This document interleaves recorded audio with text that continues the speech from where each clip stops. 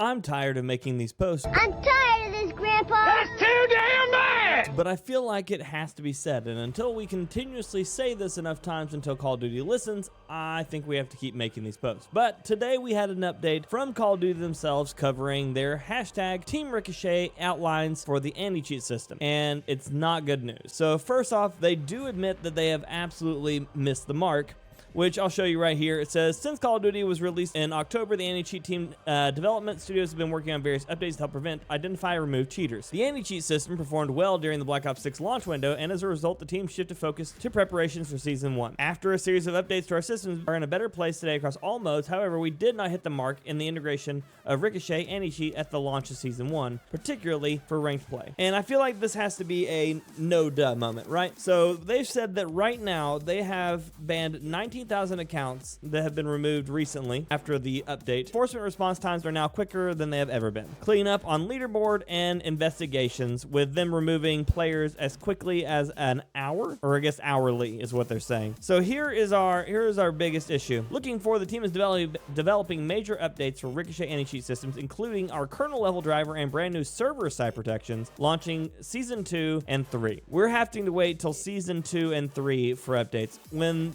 the cheater situation has been the worst it's been since Verdansk, realistically, and especially inside of ranked. If they wanted ranked to be successful, these updates needed to be yesterday, not tomorrow situation. So we've run into this issue where this is the problem. Our focus of ramping up speed of enforcement when cheaters do make it through our initial checks, which eliminates many bad actors before they can make it into a game. We use a series of systems that include human reviews, kernel driver detections to block memory tampering, client-side and server-side detections to flag suspicious behavior, and AI systems to get illicit accounts out of the game as quickly as possible. If all of this were actually true, we would be doing fine. But the problem right now is this little section right here, which has been highlighted quite a bit. AI systems. So Call of Duty has continued to double down on a system that has failed them, which is their AI. And they continuously get in trouble over the last couple of months about AI. They've lost almost all of their zombie actors due to issues with AI protection against their voice, which means the actors are no longer doing the voiceovers for the zombies because Activision won't promise them that they won't just use AIs to remake their voices whenever they get tired of paying the actors to do so. And training AI system for the anti-cheat team, which obviously we've been using Ricochet since Warzone 2.0, and it's failed since Warzone 2.0. And it's only gotten worse every time they've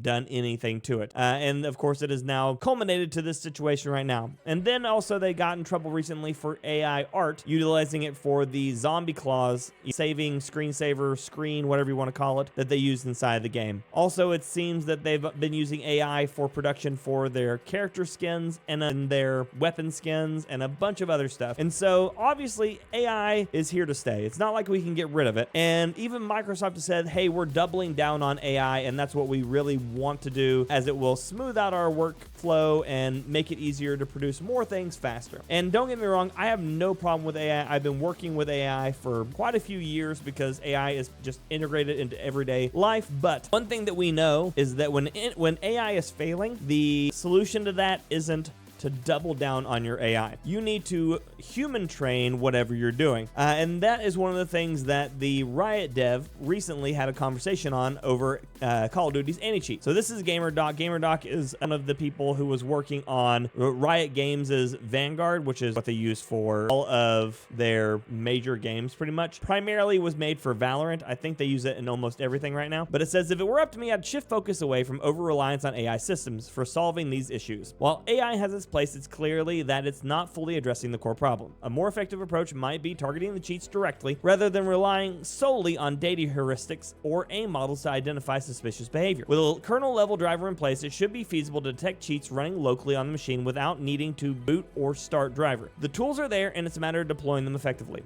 Additionally, I find it concerning that console players are forced into an unsafe competitive environment. If crossplay is going to be required, perhaps enforcing certain Windows security features at a level comparable to Xbox or PlayStation PlayStation would help create a more fair and balanced playing field for those who care about competitive integrity. No one expects cheating to be at 0%. That's an unrealistic goal. But when cheating becomes prevalent to a point where it heavily impacts top players and competitive ecosystems, it's a sign that the current approach may need to be reconsidered. The player experience should always come first and not last. And that's really what us as a community have been trying to push for a really long time. Problem is, realistically, on one side, the top players will always be the ones that get punished first by cheaters. And it's just part of the system, because when it comes down to it, engagement-based matchmaking or engagement-optimized matchmaking, aka known as SBMM for people who don't understand how Call of Duty's system really works, will always send the cheaters pretty much instantly from their first games immediately into high-tier lobbies because they're doing really well. Of course, they're cheating. And then that effect trickles down, because when people see their favorite YouTuber or their favorite streamer or just some random guy they found on Twitch, and they are only dealing with hackers, or they're dealing with hackers every other game, or if they're watching their favorite players play ranked and they're just running into hackers every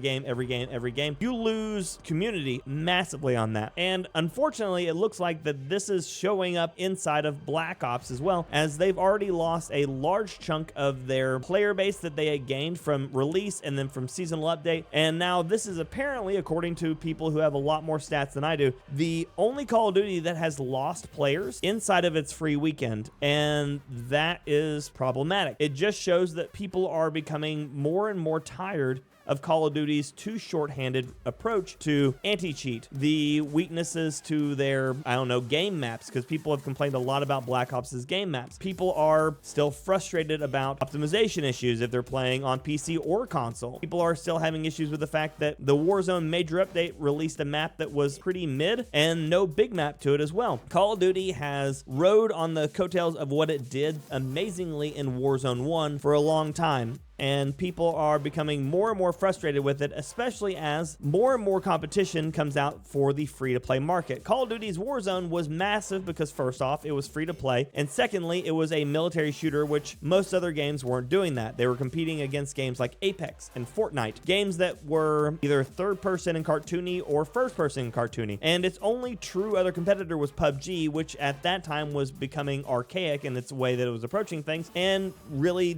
wasn't a direct competitor despite both being a battle royale. All of this isn't going to say, hey, Call of Duty's dead, or that I'll never play Warzone again. But as a person that has enjoyed Warzone for 5 years, I think it's very important that we as a community stay vocal about the things that Call of Duty's failing about. Because if we don't, then that's how we end up in situations like we're in now. We got a little bit complacent all the way through Warzone 2 into Warzone 3.0, from Modern Warfare 2 to Modern Warfare 3, because they spent the entire time upgrading it. But Black Ops 6's integration dropped us a 6 months backwards progression line, and so now we're dealing with having to get back into where we were, while also still dealing with the same quality of life, just losses after losses, with the anti-cheat and of course recycled, rehashed content. Now I'm really hopeful that seasons 2 and 3 not only offer an immense amount of fun, but that Verdansk is a good time and not just a rehash, and that the anti-cheat gets itself a little bit under control. Now I know I personally am super excited to play some more Delta Force. I'm interested in getting into some of the Marvel Rivals and trying that out, and even 5v5 Fortnite Ballistic mode seems like a lot of fun, because it'll be the first time I'll get to play a little bit of first-person Fortnite as well. If you're having a favorite game right now that is not Call of Duty, that's amazing, and I'm super excited for you to get to play something that's making you excited right now while we wait for Call of Duty to fix a bit of what they're doing. Again, this isn't goodbye for me for Warzone. We'll still be streaming it on the daily, or at least multiple times during the week, but you'll be seeing some other things in there as well that are making me happy right now. Like I said, Delta Force, and then if something like the 5v5 Ballistic for Fortnite or the Marvel Rivals become a lot of fun to me, you'll see a little bit of streams here and there for that as well. Keep in mind that you all are awesome. I appreciate each and every one of you that watch my videos. I've been dropping as many of them as I can,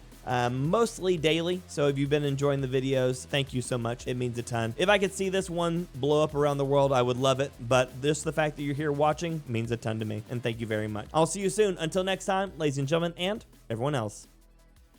Peace.